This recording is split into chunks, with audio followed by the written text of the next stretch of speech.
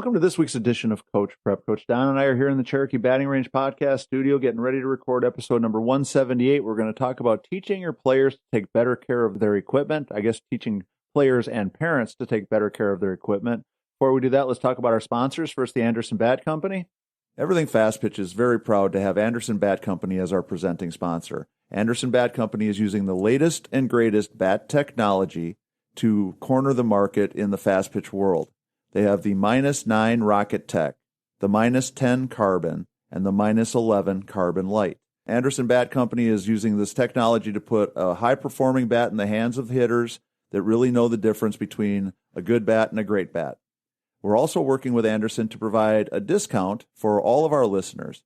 Go to the Anderson Bat Company website and order your bats. Use the EFP20 discount, which is for everything fast pitch, and you'll get a 20% discount. It's a great way for you to save a little bit of money on a great bat and also help support everything fast pitch at the same time. And also, if you're in a position where you can help us, become a patron. Go to patreon.com/everythingfastpitch. We're talking about $5, $10, or $20 a month. We've had a good 2022, but we need 2023 to be just as strong. So please, if you're in a position where you can help us, if we want to keep the podcast alive, we definitely need more people to come on board as patrons. So go to patreon.com/everythingfastpitch. So Don, one of the grand mysteries of our game is you and I both see an awful lot of kids and families that are investing in really nice bats, really nice gloves, spending quite a bit of money to have the quote-unquote best of the best for themselves while they're playing, and then turn around and basically treat that equipment, in my opinion, a little shabby, a little less than it deserves. So I want us to just do a little quick discussion today to remind our coaches that one of the things that we should be helping our players understand and be more aware of is that that equipment that they have is important for them to value it, to treat it well, and to do a few simple things to make sure that they're keeping it in good shape so that they're going to get as much life and as much use out of it as they possibly can. Corey, like you said, we're spending and investing quite a bit in a lot of this equipment, and to take care of it really makes sense to me. I know I'm probably a bad one because when I was young, when I had a bike, it was always clean. Everything was always put exactly where it was supposed to be. So, my glove was just one more of those things that every time I put it up, it had to be wrapped with a ball in it. And if it needed to be conditioned, back then it was oils or neat's foot oil or whatever. Right. But the glove would be conditioned and it would be put in the same place in my bag so it didn't get all wrangled and tore up. And we had a routine. Right. And I just took care of things that way. And then you knew if something was missing, it wasn't where it was supposed to be. Times have changed. I can tell a lot of times by the way somebody takes care of their equipment if they're going to be a great ball player or not, when you get them out there to practice. But that's kind of been spoiled for me now. It doesn't matter how they take care of their glove. They might still be a great player, but they're not taking care of their stuff like we used to. Right. Well, one of the things that I think has happened is that so much stuff has become kind of disposable / replaceable. So true. And part of when we were growing up, when I had my first really nice glove, I knew it was going to be a long time before I got another one because I earned the money to pay for it. Right. And back then it was taking newspapers to the recycling place and getting a quarter, or taking soda bottles back to the grocery store to get the deposit money. Been and there. Yeah. Slowly but surely, the quarters and nickels and dimes in the jug would get deep enough that it looked like, hey, I probably have some real money in there. Then I would count it all out, and then if I was lucky enough, it was hard to get. Yeah. Yeah. And so, having said that, for anybody who doubts it, I still have the same Cesar Cedeno autographed Rawlings glove that I had that I played with in 1975, and you can play with it today. Now I don't use it anymore. It's a keepsake now. It's a memory piece for me, but it still looks like it did when I was playing with it because I would tighten it up when it needed tightening. I would clean it when it needed cleaning. I would, as you said, put it away properly so that the pocket was always protected. It didn't have a spare tire and my book bag and 3 or 4 bags of luggage and everything else thrown on top of it, bent all, crazy while it was in the bottom of the trunk of the car. It was treated with respect, and I think a big part of it was because back in the day, if you wanted a nice glove, mom and dad usually said, well, get a job, wash some cars, deliver some papers, shovel some snow, whatever it is, and when you get enough money, you can get yourself a glove. So unfortunately, I think, that doesn't seem to be happening very often anymore. And a lot of the stuff that we are buying anyhow, it's very hard to keep something or find something that's going to last. The high-end bats now really do have a shelf life. You're not going to buy a great bat, a super high-performing bat now and expect it to last for 3 or 4 years, because just the way they're made, the way they're designed, they do have that point of no return. But there's a big difference between a bat that has to be replaced because it's been used up versus a bat that has to be replaced because it's been abused. Just a couple of things. So things that we should be helping our players understand. Let's talk about the glove first, because we've already talked about that a little bit. Every day when they get done using their glove, it should be put away, and it should be put away with a ball in the pocket, and it should be put away with a rubber band or a hair tie or a Velcro, whatever strap, you want to get that's going to keep the ball in the glove and keep the pocket protected while it's in your bat bag or backpack or whatever it is that it's going to be stored. When you put it in the bag, we need to make sure that it's put in a spot where it's not going to have tons of other stuff packed in on top of it. It should be in one corner that's kind of protected. It should be on one end of the bag where nothing else is going to get pushed in there that's going to be smashing it down. It needs to be put in the car on top of the luggage, not at the bottom of the luggage, right? All those different things. So take care of your glove is number one. And the reason I think the glove protects you, Tori. Right. And you're having a ball hit at you at whatever mile per hour, whatever level you're playing at. That's what's going to stop it from hurting you. Right. And it needs to be in the proper shape or in the same shape each day. Right. Not like been wrangled and pulled out and reformed just because you pulled it out of your bag. Right. I see some gloves that clearly are in such ridiculously bad shape that it is kind of life-threatening that somebody is out there playing with them.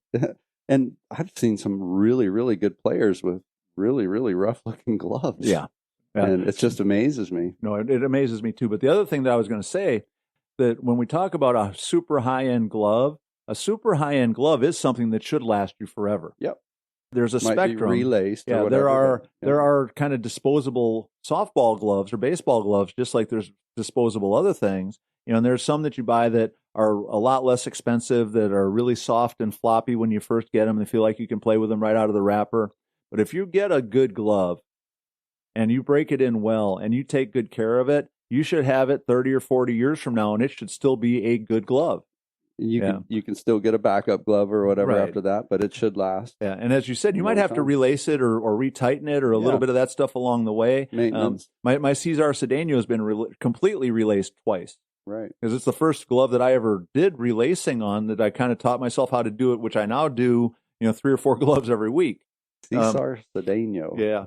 Outfielder, played for the Houston Astros. There you go. He was a really big name guy back in the day. No, I know the name, but Stan raises a good point. If somebody buys a high-end leather coat, or you have really nice leather seats in your car, or you have a really nice leather couch in your living room, do you treat those leather items with the same cavalier attitude that we treat our glove? Chances are not. When you spend $300 on a jacket, you're going to do everything you can to keep that thing nice. You don't wear it out gardening. Right. But you spend $300 on a glove, and then we throw it underneath the spare tire, fold it up backwards, and then we expect it to stay in shape. It's just kind of one of those things that aggravates me. So number 2 is the bat.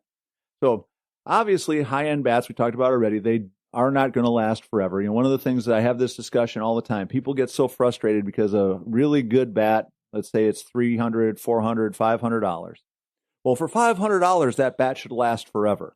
And the reality of it is the bat business is a little bit different. When you pay $500 for a bat, you're paying for what it can do for 1 second, not what it's going to do for 1 year or 2 years or 3 years. And while it would be nice if we could have all that performance and have durability, we know that in the bat world that you get one or the other a little bit more than you would like.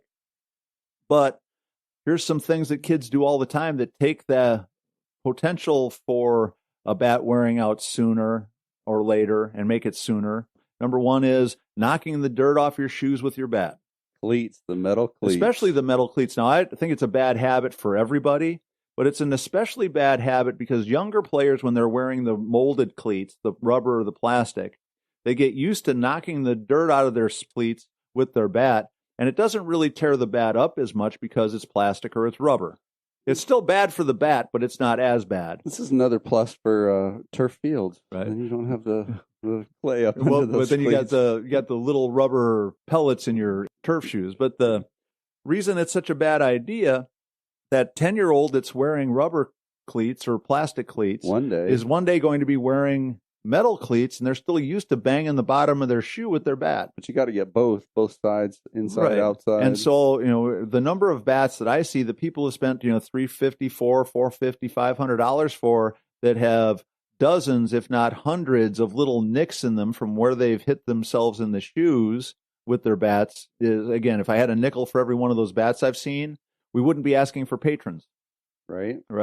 So second one is cleaning your bat. If you hit a lot, what you start to notice, and especially depending on what kind of softballs you're hitting, that little chunks of leather, it's almost like it melts onto the bat. It's like the heat of the collision between the bat and the ball. How about the red ink? Yeah. You get the red ink scuffs. Yeah, but the leather, to me, the little hard pellets that kind of get stuck to your bat, that's a really big problem, because it's one more area that if it keeps getting hit over and over again, it's undoubtedly going to lead to a faster crack of the bat. So, cleaning your bat, it doesn't take a ton of time. A little magic eraser and a little Windex. Kind of a plug, isn't it? Yeah. Magic eraser. 30 seconds or 45 seconds, your bat looks like it's brand new again. Wipe it off nice and clean. Put it in the proper part of your bat bag where it's going to be protected. And then, again, put it someplace in your house where it's not going to be chewed on by the dog or run over with the vacuum cleaner or whatever it is that could potentially be banging into it, running into it. When you put it in the car, again, on top of the pile of luggage, not at the bottom. I've seen some nice neoprene sleeves that kids are sliding over. That's a new thing now that I've seen a lot, and it's another good idea. The most important thing, especially when we're living in parts of the country where winter practices are a real thing, your bat should not be left in the trunk of the car. It shouldn't be left in the back of the truck. It shouldn't be freezing hard overnight and then you expect to use it the next day. If you're someplace, we talked about the indoor tournament up in Wisconsin at the beginning of the Everything Fast Pitch podcast this week. It sits in the trunk. Yeah.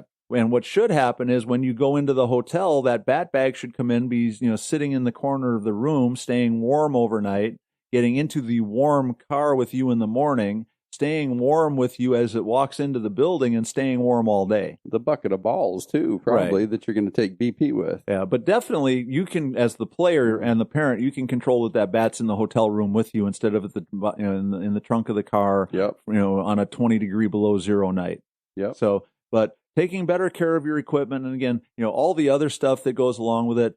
The last time I've seen a kid show up with shoes that were obviously cleaned or polished or spiffed up before they came to the ballpark will be the first time in a really long time. We used to clean our shoes every game. If you showed up to one of our practices with dirty shoes, you were going to pay for it. There was a price to pay. And we even had, of course, now I'm sure it'd be called hazing or whatever, but back in my day, the rookies, that was one of the initiation things is, every rookie player would have to polish the veteran player's shoes at least once.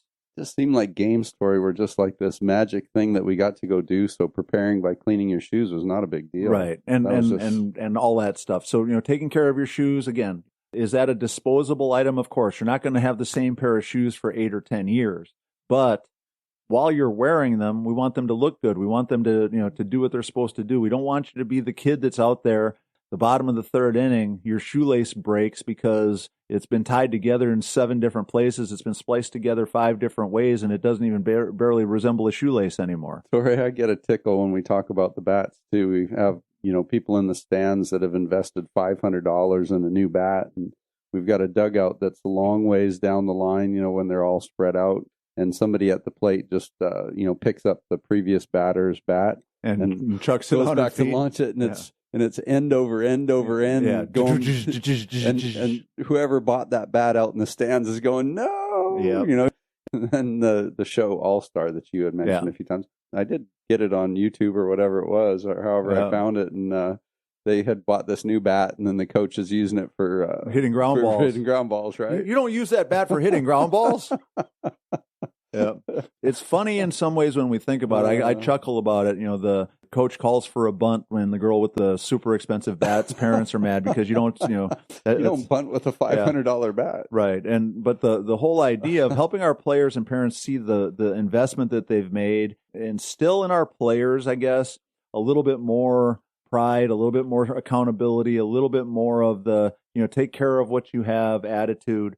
It's one thing I know, my generation and people of my age, we just grew up in a different time where you just didn't have I feel like I don't get it, Tori. I don't understand the mindset otherwise, right? Right. Oh, no, it's very foreign to me. And again, you don't know what you don't know. Yeah. And I think that's what's happening with a lot of these kids. They don't know any better. So they, continue to slide in what I think is a less productive direction.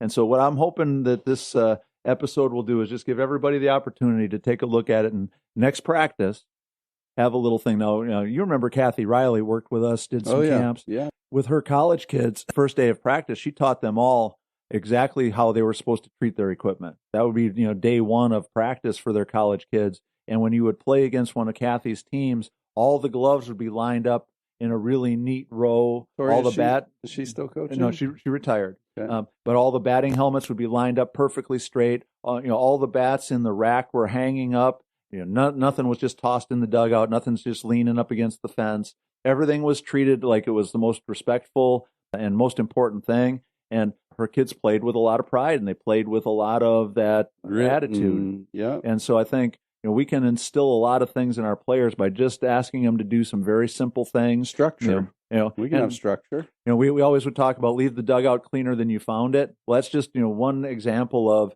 teaching some kids some basic responsibility that's going to help them do a lot of other things later on that are going to be way more important than keeping their dugout clean, that set them up for doing a lot of good stuff later on. No, I think that structure is good for all of us, Tori, and have expectations and then be accountable for it. One of the things that really changed a lot, back in the day, we had like 6 helmets for the whole team. Yep. So nowadays, kids each have their own individual helmet, or in a lot of situations. But then you took care of it because others were sharing it. Right. So back when we had 6 helmets for the whole team, I'd be the one that would take the screwdriver out and make sure that the face masks were tight and all that stuff. But again, that's one more thing that parents and players should be doing for themselves. If you're out there with a face mask on your helmet that's loose and rattling, besides the fact that it's not safe, it's also a distraction. If you're the kid that's got everything held together with duct tape and electrical tape and zip ties, it's not safe, and it's not doing what it's supposed to be doing. So, taking care of your equipment, tightening up the screws, cleaning it. Why not? Take good care of it, polishing it so that it looks good when you get to the ball field. All those different things. Again, it's just part of creating an attitude of, I'm proud, I'm taking care of it, and it's important to me, so I'm going to treat it with respect. No, I like all that stuff, Tori, and I don't think we talk about it probably as coaches enough either, or expected of the kids. No, it's just one of those other things that we think of as not as important as doing a little bit more stuff. We have all these other things, but I think to me what it does is it changes the whole outlook, attitude, and perspective of the team. The old Deion Sanders line: if you look good, you feel good. If you feel good, you play good. If you play good, you get paid. There you are. If you look good, part of looking good is taking care of your stuff. No doubt. If you look good, you'll feel good. Part of feeling good is your shoes look good, your helmet looks good, your bat looks good, your glove's in good shape, you've taken good care of it, so you feel good. Then you're going to probably play better. Now, I don't know about getting paid because it doesn't seem like there's a whole lot of money, but Deion did. Yeah, Deion definitely did. So, Tori, but and again, too, as coaches, everybody might have a little different idea of what level of all these things we're talking about need to be in place for our team, but I think the whole idea for me is that we need to make sure that this is something that we talk about and that we have expectations, whatever they might be, and then stick to it, right? Right. And you have to have some accountability. One of the things, I'm sure this would get you in trouble nowadays, but when I would do laundry for our teams at Tennessee Tech, we had an absolute rule. The pants were always right side out, and the snaps and zipper were always closed. You didn't want to have to do all that every time? Right, because I didn't want to have to snap them together and zip them up, and I know that if you don't snap them and zip them... And turn them right side in. That you're either going to miss a stain, or you're going to tear somebody else's stuff up because your zipper is going to get caught on some of their stuff. Chewing on everything. Right. Yeah. So it was just that simple. And, at least, 2 or 3 times a year, I'd go to do the laundry. and somebody would have forgotten. And there was no big deal about it. There was no big thing about it, because all that would happen is they would come in their locker, whatever that item was that was They get to wear it corrected, dirty? right? No, it was clean, but it was folded up and sitting on the chair in front of their locker instead of on the hanger with all their other stuff. And that was the sign to them that they'd gotten busted for not doing what they were supposed to do with their equipment, which meant they then had to become the laundry assistant for the next 2 weeks. Oh, good. Well, I thought it would mean like you got to do some running or something. Oh, no. It was laundry assistant. Laundry assistant was not something any of our players wanted to do, because I did the laundry first thing when we got back from a road trip. So if it was Sunday night at 1:00 in the morning and you were the laundry assistant that week because you didn't button up your pants. Tori, I knew you worked hard and I knew you did a lot, but I didn't know that you did the laundry too. No, I did the laundry. And the good news was I quite often had at least somebody to help me a little assistants, bit. Yeah. But their job would be, they'd be helping me scrub and soak and stuff like that. Because sometimes it would be, 15 minutes. We wore our black pants. For a whole pants. team, it seems like a lot. Yeah, we wore our black pants so we could, just give them a quick look to make sure that nothing was, really tore up or really stained. Throw them in the washer and come back and throw them in the dryer in the morning. But some weeks we wore our whites and it was muddy and grass stainy, and we'd be scrubbing and soaking and scrubbing and soaking for an hour or so after we'd get back. Right. Sometimes you were the lucky laundry assistant, and we wore black pants that weekend. I was going to say, you guys always did wear black. Yeah, we wore black quite a bit, but we did wear the white too. So, but again, it wasn't, a big screaming match. They knew the rules. Usually it would be kind of funny because they wouldn't be the first one to see the jersey or the pants on their seat instead of on the hanger. So when everybody's smiling at them on their way in, they knew that it was their turn. And of course later on when texting and all that stuff, somebody'd come walking in and they come around the corner and they'd look and their shoulders would drop. Oh no, I got busted because I didn't zip my pants up or whatever. So, but again, it's just that level of accountability, responsibility, yep. Asking players to do something that's for the good of everybody else or for their own self, helping themselves more. There's nothing wrong with either of those. And Stan raises one other good point. We'll get out of here on this one. One of the things that our young players, have grown up with so much social media and so much of the TikToks and all that kind of stuff, that the hair bows and the dance moves and all that kind of stuff, those accessories are really important to them. So my way of thinking, if somebody can spend an extra 20 minutes learning a TikTok dance, or can spend an extra 10 minutes making sure that their hair bow is coordinated, matching color, and looks great for the team pictures, that same player can be held accountable to clean their bat after they're done, put their glove in their bag the right way. If it's an 8-year-old kid and she doesn't have the tools to adjust her helmet or fix her helmet, to say, Mom, Dad, my face mask is getting a little bit loose. Can you tighten it up for me? No doubt. So, all right. So that's going to wrap up number 178. Again, as always, please support our sponsors, the Anderson Bat Company, and become a patron if you can. Patreon.com/everythingfastpitch. Go to the fastpitchprep.com website, order your Square Cuts training discs. And as always, please make sure you reach out to us with ideas, comments, or suggestions. Everythingfastpitch@gmail.com or fastpitchprep@gmail.com. For Coach Don McKinley and our producer Stan Lewis, this is Coach Torrey saying thanks for listening. We'll talk to you again next week.